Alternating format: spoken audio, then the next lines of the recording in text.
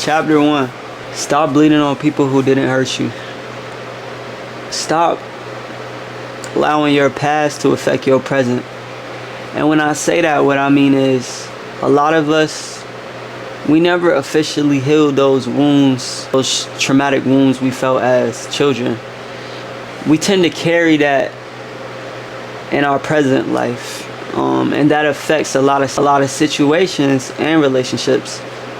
Some of us have, like abandonment issues. A lot of us have that fear of being alone, and that's something that they've never cured as a child. The fear of being alone. The fear of being alone will have your mind thinking, I need to be with this person in order to survive. No matter how bad this person is treating me, no matter how many scars this person brings me, how many wounds this person brings me, I need to be with them, because the fear of being alone. So a lot of us, we tend to carry traumatic childhood experiences, and we tend to carry that in our relationships. And when I mean relationships, I don't always mean boyfriend, girlfriend. I don't always mean friends. Some relationships can be family, some relationships can be with certain things, with certain dreams and certain goals. You know that quote, if you don't heal what hurt you, you'll bleed on people who didn't cut you. Without even knowing, a lot of us still carry certain wounds from our past.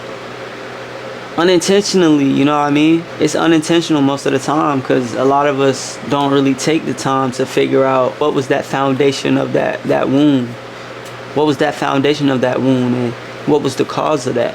We have to learn to figure out what hurt us so we don't hurt other people. We gotta heal ourselves before entering certain situationships, relationships, whatever the case may be. We gotta heal ourselves, people. We gotta heal ourselves. And not for them, but for you. Heal those wounds so you can be the best version of yourself you can be.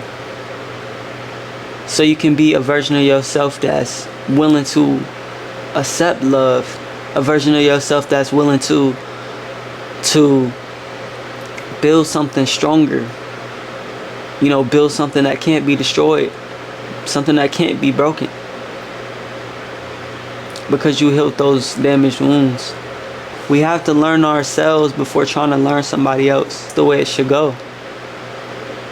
You have to figure out who you are as a person, and figure out what hurt you. Figure out the foundation of that wound, what caused that wound, why that wound spread it, and why is it still present. Before entering your next relationship, heal those wounds. You gotta heal those wounds. I feel like a lot of us gotta figure out who we are as individuals, but most importantly, who we aren't.